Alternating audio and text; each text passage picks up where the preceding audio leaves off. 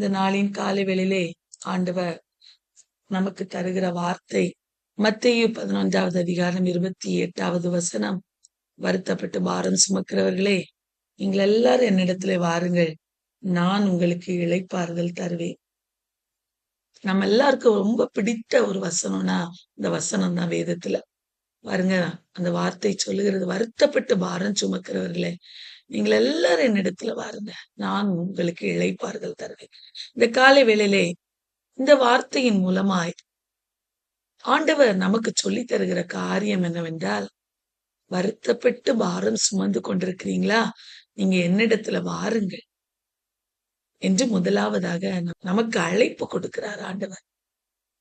உனக்கு என்ன பாரம் இருந்தாலும் சரி, உனக்கு என்ன வேதனை இருந்தாலும் சரி, உன்னுடைய மன கவலை எதுவா இருந்தாலும் சரி, இந்த காலை வேளையில நீ என்னிடத்துல வரும்போது நான் உனக்கு இளைப்பாறுதல் தருவேன் என்று சொல்லி இரண்டாவதாக அவர் வாக்கு கொடுக்கிறார். முதலாவதாக அழைக்கிறார், நம்முடைய சுமைகளில் இருந்து, நம்முடைய பாரங்களில் இருந்து நாம் விடுபட வேண்டும் என்று சொல்லி அவர் அழைக்கிறார். இரண்டாவதாக அவர் நமக்கு இளைப்பாறுதல் கொடுக்கிறார். மூன்றாவதாக அவரிடத்துல கற்றுக்கொள்ளுகிற ஒரு வாழ்க்கையை அவர் கற்பித்து கொடுக்கிறார். என்னவென்றால் அவர் சொல்லுகிறார், நான் சாந்தமும் மனத்தாழ்மையும் உடையவராய் இருக்கிறேன், என் நுகத்தை உங்கள் மேல் ஏற்றுக்கொண்டு என்னிடத்துல கற்றுக்கொள்ளுங்கள், அப்பொழுது உங்கள் ஆத்துமாக்களுக்கு இளைப்பாறுதல் கிடைக்கும். எப்பொழுது உங்களுக்கு இளைப்பாறுதல் கிடைக்கும் என்றால், நீங்கள் என்னிடத்திலே வந்து என்னுடைய காரியங்களை நீங்க கற்றுக்கொள்ளணும். நான் எப்படி சாந்தமா இருக்கிறேன், நான் எப்படி மனத்தாழ்மையா இருக்கிறேன், அதை நீங்கள் கற்றுக்கொள்ளும் போது உங்களுடைய ஆத்மாவுக்கு இளைப்பாறுதல் கிடைக்கும் என்று சொல்லி அவர் சொல்லுகிறார். அன்பான தேவ பிள்ளைகளே, முதலாவதாக மனிதனுடைய சுமை வேதம் சொல்லுகிறது, பாரம் சுமக்கிறவர்களே, நீங்கள் எல்லாரும் என்னிடத்திலே வாருங்கள், வருத்தப்பட்டு பாரம் சுமக்கிறவர்களே எல்லாரும் என்னிடத்திலே வாருங்கள் ஆண்டவர் சொல்கிறார். உலகத்திலே ஒரு மனிதன் சோர்வடைகிறதற்கு காரணங்கள் என்ன என்று சொல்லி பார்க்கும்போது, எதிர்காலத்தை குறித்த பயம் நம்ம எல்லாருக்கும் இருக்கும். யாரும் இல்லைன்னு சொல்லவே முடியாது பிரியமான. தீராத பிரச்சனைகள், என்றைக்கு என்னுடைய பிரச்சனைகள் தீரும் என்கிற காரியங்கள், உறவுகளிலே காயங்கள், குழப்பங்கள் ஏற்படும் போது வருகிற பிரச்சனைகள், பிள்ளைகள் தப்புகள் செய்யும் போது ஏற்படுகிற குற்ற உணர்வினால் வருகிற பிரச்சனைகள், என்னால முடியாது என்கிற ஒரு இன்ஃபீரியாரிட்டி காம்ப்ளெக்ஸ், ஒரு டிப்ரெஷன், மன அழுத்தம், இவையெல்லாம் ஒரு மனிதனை சோர்வுபடுத்துகிறதாய் காணப்படுகிறது. அன்பான தேவ பிள்ளையே, நம்ம வெளியில நிறைய நேரத்துல சிரிக்கிறோம், ஆனா உள்ளத்துல நமக்கு அநேக காயங்கள், அநேக வருத்தங்கள், அநேக சோர்வுகள் ஒருவேளை இருக்கலாம்.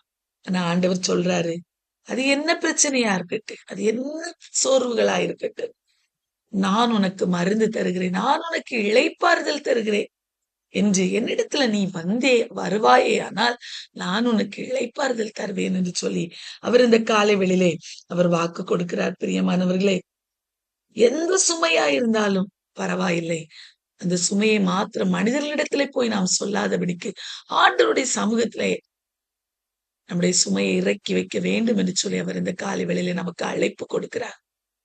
அன்பான தேவ பிள்ளைகளே, நம்முடைய வாழ்வு ஆபத்து காலத்துல என்னை நோக்கி கூப்பிடுன்னு சொல்லியிருக்காருல. அவர் சொல்றாரு, என் மேல உன்னுடைய பாரத்தை இறக்கி வைக்க, கர்த்தர் மேல் உன் பாரத்தை வைத்து விடு, அவர் உன்னை ஆதரிப்பா, நீதிமானை ஒருபோதும் அவர் தள்ளாட ஓட்டார் என்று வார்த்தை சொல்லுகிறது அல்லவா. அவர் மேல் உன்னுடைய பாரத்தை இந்த காலை வேளையிலே இறக்கி வைக்க அவர் அழைக்கிறார். என்ன பாரமா இருந்தாலும் நாம் அவரிடத்துல கேட்போம், ஏசப்பா என்னால முடியலப்பா, என்னுடைய வாழ்வில் எத்தனை பிரச்சனைகள் என் இருதயத்தை குழப்புகிறது, என்னுடைய சிந்தனைகளிலே போராடுகிறது, எனக்கு விடுதலையை தாரும் என்று அவருடைய சமூகத்திலே நாம் தஞ்சம் புகும்போது அவர் நிச்சயமாய் நமக்கு அதுல விடுதலையை தருகிறவராயிருக்கிறார். இரண்டாவதாக இளைப்பாறுதல் தரும் நுகம். அவருடைய நுகம் நமக்கு இளைப்பாறுதலை தருகிறது.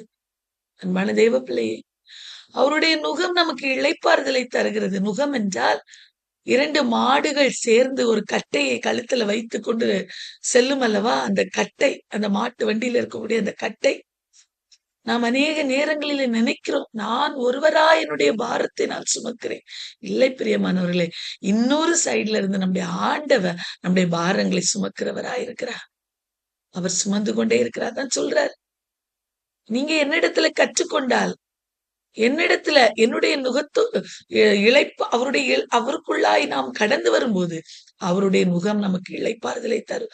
நாம் ஒருவராய் நம்முடைய பாரத்தை சுமக்க வேண்டிய அவசியம் இல்லை.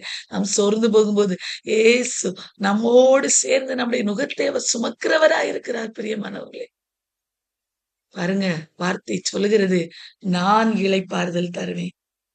அவருடைய நுகம் நமக்கு இளைப்பாறுதலை தரும். ஆத்மாவில இளைப்பாறுதலை தரும். உள்ளத்துல அமைதியை தரும். பிரியமானவர்களே, ஒருவேளை சூழ்நிலைமைகள் மாறாமல் இருக்கலாம். சூழ்நிலைமைகள் மாறாமல் இருந்தாலும் என் ஆண்டவர் எனக்கு இளைப்பாறுதல் தருவார் என்று அவர் மேல் நம்முடைய நம்பிக்கையை நாம் பலப்படுத்தும் போது அவர் நிச்சயமாய் நம்முடைய வாழ்விலே ஒரு இளைப்பாறுதலை தர அவர் உண்மையுள்ளவராய் இருக்கிறார். பிரியமானவர்களே, நம்முடைய பிரச்சனைகளை அவர் எடுத்துக்கொண்டு நமக்கு சமாதானத்தை தருகிற தெய்வமாய் இருக்கிறார்.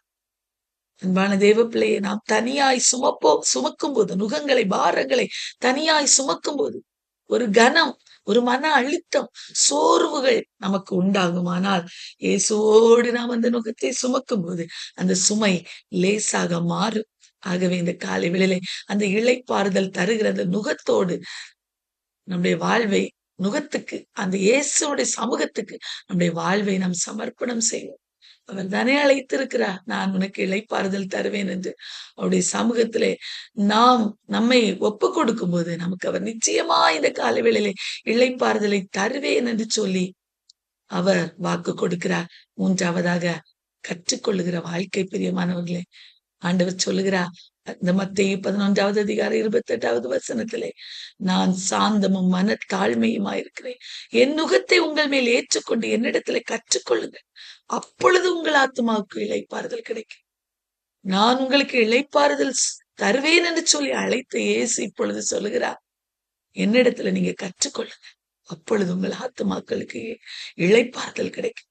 அப்படி என்ன கற்றுக்கொள்ள வேண்டும் என்று சொல்லி அவர் நம்மை அழைக்கிறார் என்றால், அன்பான தெய்வ பிள்ளையே, அவர் சொல்றாரு, நான் சாந்தமும் மன தாழ்மையும் உடையவராயிருக்கிறேன். அந்த சாந்தம், அந்த தாழ்மை நம்மிடத்துல இந்த காலை வேளையில பெருக வேண்டும் என்று சொல்லி அவர் நம்மிலே விரும்புகிறார். பிரியமானவர்களே, அவருடைய சாந்தம், அவருடைய தாழ்மை நம்மிலே இருக்கிறதா? இந்த காலை வேளையில இல்லை என்றா அவரிடத்துல, ஆண்டவரே, நான் இதுல எல்லாம் குறைவு பெற்றிருக்கிறேப்பா, என்னை சாந்தமுள்ள மகளாய் மாற்றுங்கப்பா, என்னை தாழ்மையுள்ள மகளாய் மாற்றுங்கப்பா என்று கேட்கும்போது அவர் நிச்சயமா இந்த நாளிலே ஒரு இளைப்பாறுதலை நமக்கு தருவார். பிரியமானவர்களே, நிச்சயமாய் தருவார்.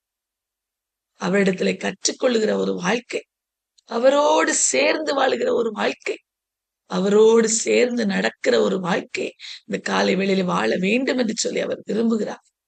அந்த வாழுகிற முறைமையை அவர் கற்றுக் கொடுக்கிறார். அன்பான தெய்வ பிள்ளையை, இந்த காலை வேளையிலே நம்மை அவர் மாற்ற விரும்புகிறார். நாம் மாறும்போது நம்முடைய ஆத்மாவில் இளைப்பாறுதல் கிடைக்கும். அவர் சொல்லுகிறார், என் நுகம் மெதுவாயும் என் சுமை லகுவாயும் இருக்கிறது. ஏன்னா நம்மோடு சேர்ந்து அந்த நுகத்தை அவர் சுமக்கும் போது அவருடைய நுகம், அவருடைய சுமை லகுவாக நமக்கு மாறுகிறது. எப்போனா நம்ம சாந்தம் உள்ளவர்களாய் மாறும்போது, நம் தாழ்மை உள்ளவர்களாய் மாறும்போது. இயேசு அந்த சாந்தத்தையும் தாழ்மையும் உடையவராயிருந்தா அவ்வளவு பெரிய தெய்வமே அவைகளை உடையவராயிருப்பாரே. ஆனால் நாம் எவ்வளவு அதை கற்றுக்கொள்ள வேண்டும் இந்த காலை வேளையிலே. அன்பான தெய்வ பிள்ளை, அதை இயேசு விரும்புகிறார். இந்த காலை வேளையிலே நாம் கேட்ட வார்த்தையின்படி அவர் அழைப்பு கொடுக்கிறார், உண்மைதான். நான் இளைப்பாறுதல் தருவேன் என்று சொல்லுகிறார், உண்மைதான். ஆனால் அவரிடத்துல கற்றுக்கொள்ளும் போது, நான் சாந்தமும் மன தாழ்மையுமா இருக்கிறேன், என் நுகத்தை உங்கள் மேல் ஏற்றுக்கொண்டு என்னிடத்துல கற்றுக்கொள்ளுங்கள் என்று அவர் அழைப்பு கொடுக்கிற அந்த அழைப்பை நாம் ஏற்றுக்கொண்டு அவருடைய சாந்தத்தையும் அவருடைய தாழ்மையும் அவரிடத்திலிருந்து கற்றுக்கொள்ளும் போது, இந்த காலை வேளையிலே உனக்கு நான் இளைப்பாறுதல் தருவேன். உன்னுடைய பிரச்சனை என்னவா இருந்தாலும், உன்னுடைய போராட்டம் எப்பேற்பட்டதா இருக்கட்டும், உன்னுடைய கவலைகள், உன்னுடைய இருதயத்தின் குழப்பங்கள், மன வேதனைகள் எதுவா இருந்தாலும் நான் உனக்கு இளைப்பாறுதல் தருவேன் என்று அவர் வாக்கு கொடுக்கிறார். இந்த வார்த்தையை இந்த நாள் முழுவதும் அறிக்கை செய்வோம். பிரியமானவர்களே, ஆண்டவரிடத்துல கற்றுக்கொள்ளுவோம். ஆண்டவரே, உம்முடைய சிந்தை நிலை பெருகட்டும், உடைய தாழ்மை நிலை பெருகட்டும், உடைய சாந்தம நிலை பெருகட்டும் என்று கேட்போம். ஆண்டவர் நிச்சயமாய் பெரிய காரியங்களை செய்வா.